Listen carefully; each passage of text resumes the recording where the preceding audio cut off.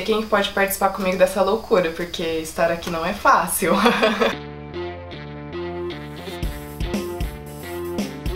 Eu faço travessias.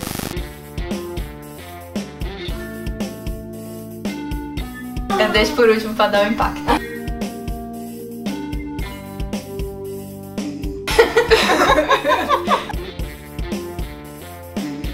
O feminismo é um conjunto de movimentos políticos, sociais, ideologias e filosofias que tem como objetivo comum direitos equânimes e uma vivência humana por meio do empoderamento feminino e da busca da libertação de padrões patriarcais baseados em normas de gênero. As mulheres hoje estão no mercado de trabalho, são chefes de família, porém ainda não recebemos o mesmo reconhecimento pelo nível de escolaridade. A desigualdade salarial ainda persiste.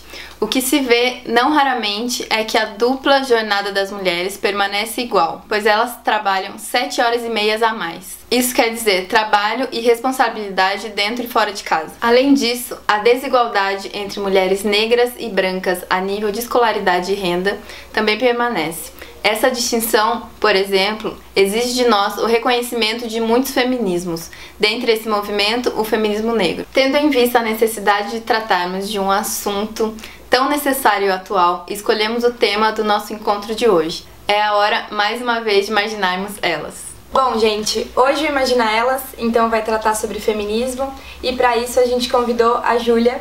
A Júlia é formada em História pela Unifesp, professora de História, mãe, feminista, e a gente achou que seria uma boa ocasião para trazer essa amiga para cá e bater esse papo.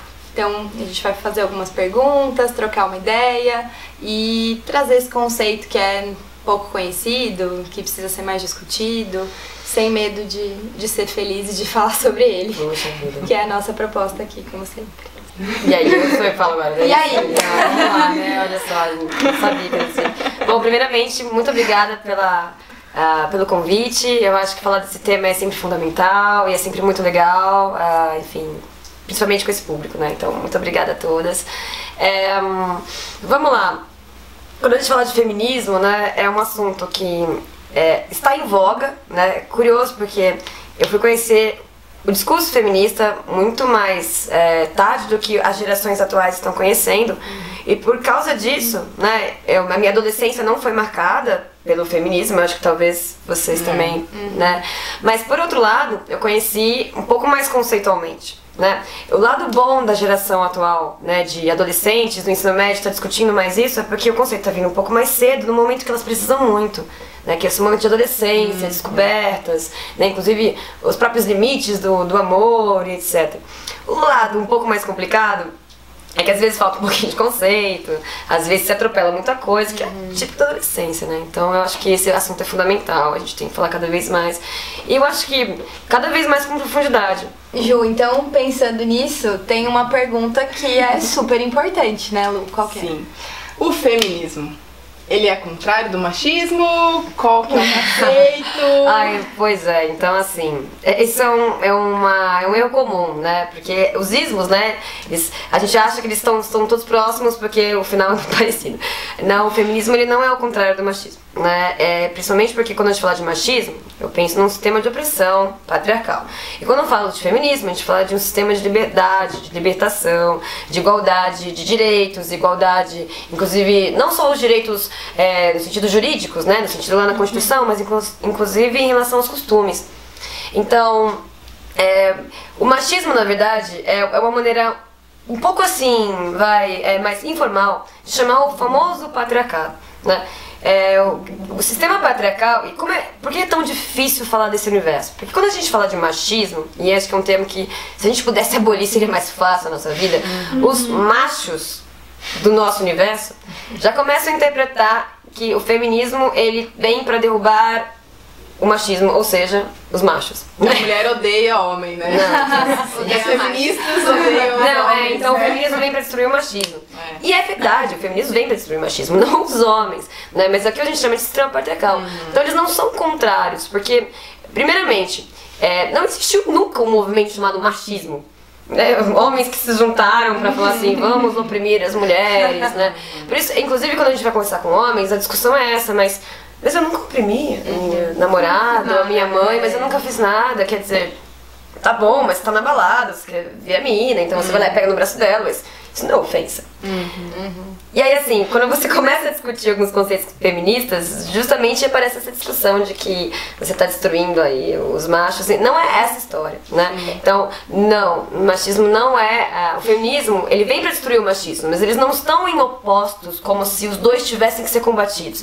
Isso é um erro muito comum, né? É diferente do machismo, que é uma estrutura patriarcal sistemática, por isso que é difícil de lutar contra.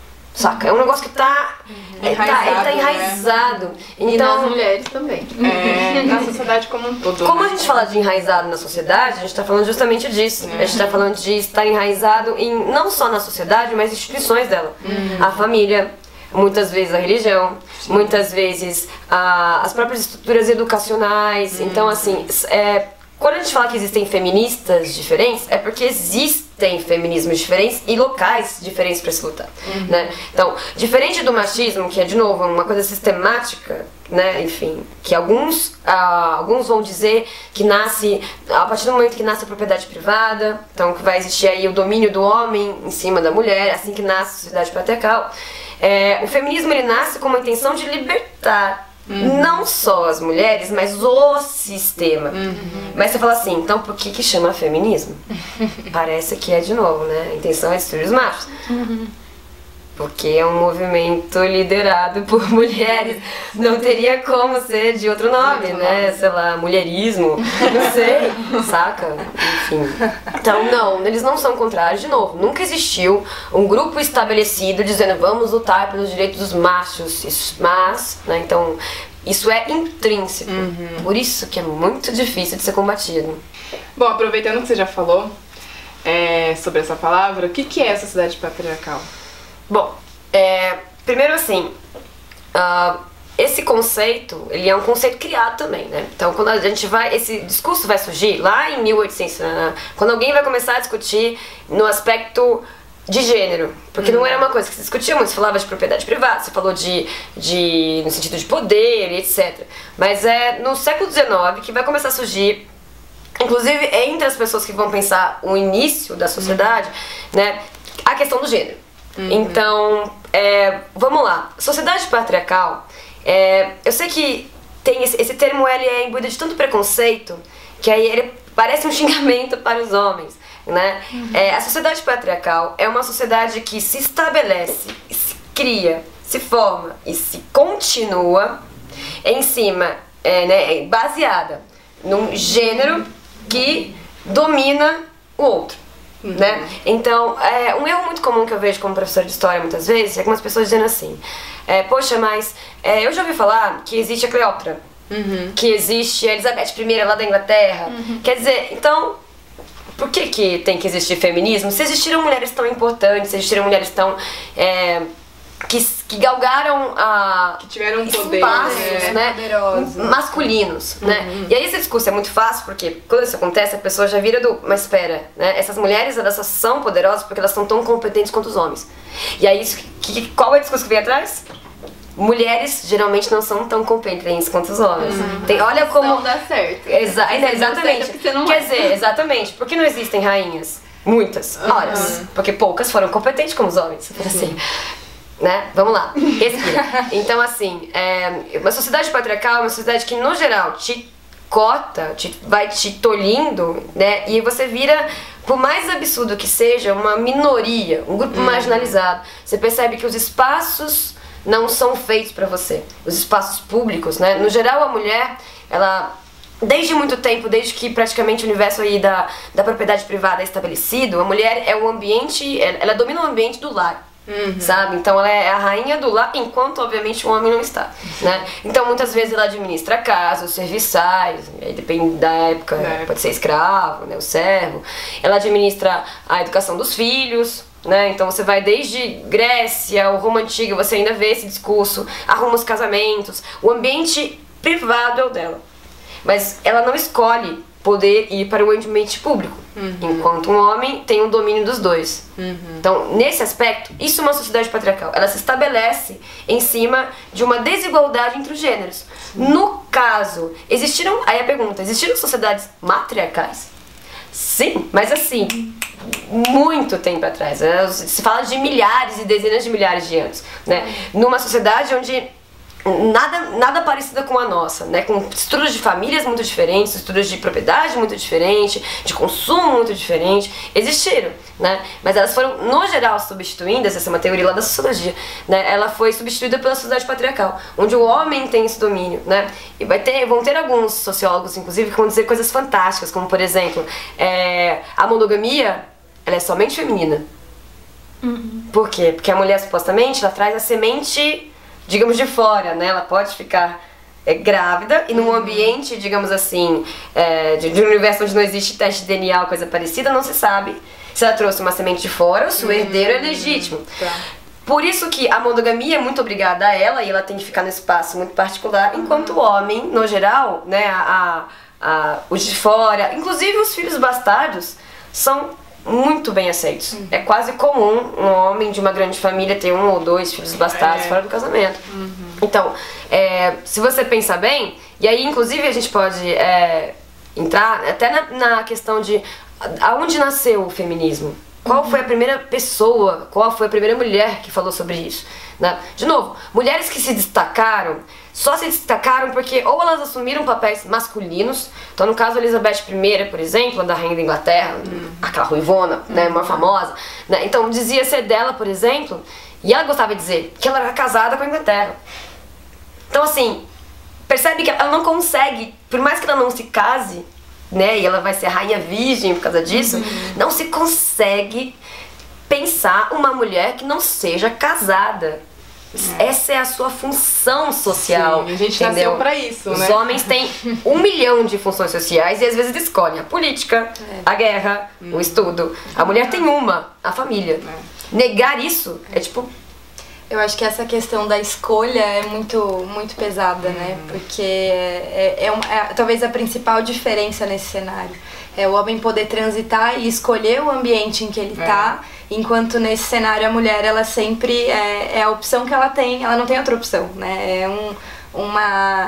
É quase compulsório. Sim. Então ela é obrigada a ocupar aquele espaço e é só aquele espaço que ela possui. Em que momento da história o feminismo começou a ter um peso mais de mudança, de luta? Assim? Então, olha, quando a gente pensa em feminismo, né, e aí eu penso num movimento social, então eu penso sobre mulheres. Então, existe um erro, na história a gente diz que isso é anacronismo. É quando você usa um conceito atual para definir uma coisa que ocorreu há milhares de anos, né? O feminismo, por exemplo, de novo, às vezes aparece assim, principalmente nesses sites, olha, uma rainha que quebrou todos os padrões, feminista.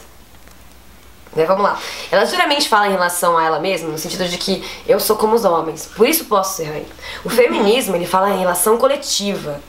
As mulheres como seres independentes do universo masculino têm intelectualidade, emoção e uma série de outros aspectos de humanidade, e ela no geral tem que ser aceita em uma série de espaços, sabe? Então, por exemplo, é curioso, se você lembrar, o 8 de março, né, que é quando a gente comemora, né, o Dia Internacional da Mulher, você possivelmente já ouviu essa historinha, né, de quando começa o 8 de março, aquele momento em que supostamente, né, uma fábrica de mulheres, né, aliás, umas mulheres numa fábrica estavam fazendo uma greve, uma manifestação, e aparentemente o dono, né, fechou-las lá dentro e queimou. Então, isso é muito discutível. Os historiadores dizem que, assim, não se sabe muito bem se isso aconteceu, já se ouviu vários relatos diferentes, e nem se aconteceu no 8 de março.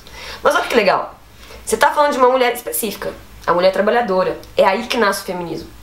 Então, na Revolução Industrial, na segunda, né, lá em 1800 começa a nascer um sentimento mais coletivista em relação às classes, sabe? Começa a se discutir que você que trabalha na caldeiraria, ou eu que trabalho lá na máquina de tear, nós podemos ter vidas um pouco diferentes, mas sofremos das mesmas coisas. Nós não temos legislação trabalhista, certo? E com o passar do tempo, um ambiente começa a surgir disso aí, que é o ambiente feminino. Mulheres pedindo por questões tipicamente femininas, que é um exemplo. Estão pedindo fim do trabalho noturno para a mulher, porque é um ambiente onde acontece muito assédio sexual. Então você fala, isso é um pedido tipicamente feminino. Então, essa história do 8 de março, falar sobre trabalhadoras, tá certo porque é aí que começou o feminismo. Então, as sufragetes, elas são uma outra fase. É a fase de mulheres um pouco mais de classe média, intelectualizadas, geralmente mulheres estudadas que tiveram essa oportunidade, famílias que fizeram questão de elas se formarem em direito, né? Por exemplo, a maior parte no universo das letras, por exemplo. E elas são mulheres que começam a pedir uma participação política. Porque o feminismo ele começa num ambiente mais do trabalhador. No século XX, ele vai se deslocando para uma série de espaços. Né, a gente chama, né, no universo feminismo, a gente chama de ondas. Que existem as ondas do feminismo, né? Então, supostamente, nós estamos na terceira onda. Então, será que dá pra dizer que então o feminismo começa quando a mulher sai desse espaço privado e passa a ocupar um espaço público na sociedade? Quando ela sai pro mercado de trabalho, quando ela começa a se inserir publicamente? Olha, sim e não, eu penso. Por quê? Porque, por exemplo, essa história da mulher sair pro mercado de trabalho é muito louco. Porque a mulher pobre sempre trabalhou. Ela é a costureira, ela é a camareira, ela é a lavadeira, ela é a cozinheira. A mulher pobre, ela sempre trabalhou. Então, desde os tempos imemoriáveis. Às vezes ela trabalha em casa, mas às vezes ela tem os caminhos que ela tem pro ambiente público, né, são caminhos obviamente determinados pela família. Então, quando você fala, por exemplo, que uma mulher não podia sair sozinha no século XIX, né? Então, quando ela tem que fazer uma venda, ela faz doces para casa, ela vai lá vender, ela tem que vender num lugar específico. Então, os espaços dela são limitados, sem dúvida. Mas, digamos, eu acho que a mulher trabalhadora da classe baixa, ela sempre existiu. Então, o que faltava, o que eu penso assim que foi o start do universo feminista, eu acho que é inclusive a consciência de que a lavadeira da casa, a dona de casa que cuida dos filhos e que a moça que trabalha lá na carvoaria, elas sofrem de coisas muito parecidas, independente da onde elas trabalham. De novo, é sempre, você tá falando no começo dessa consciência ainda trabalhadora, sabe? Mas eu acho que a mulher sempre trabalhou, mas ela começa a perceber que ela tem pedidos especiais que diferem do universo masculino. Eu acho que esse é o start, que é quando, de novo, a questão do assédio sexual, que é uma coisa que você pensa, os homens não têm e nunca tiveram medo, Preocupação com isso. preocupação absolutamente nenhuma, então, não é do universo deles. Quando a mulher começa a pedir isso, ela fala exclusivamente sobre esse aspecto. É muito louco, né? Porque os homens reclamam disso também, mas a questão deles é: mexeram com o meu objeto, né? E aí, inclusive, quando lhe é uma coisa positiva, até no sentido de, olha como a minha mulher é bonita, todos gostam dela. Sim, tudo bem. Mas te elogiaram, meu amor. Por que você tá brava desse jeito, né? Você é linda, todo mundo sabe que você é linda. Mas você é minha. Né? Mas assim, e é mais legal ainda, sabe por quê? Porque quando todo mundo te elogia, e te assedia inclusive, eu me sinto muito macho. Eu sou foda. Eu sou muito foda. Olha o mulherão que eu tenho.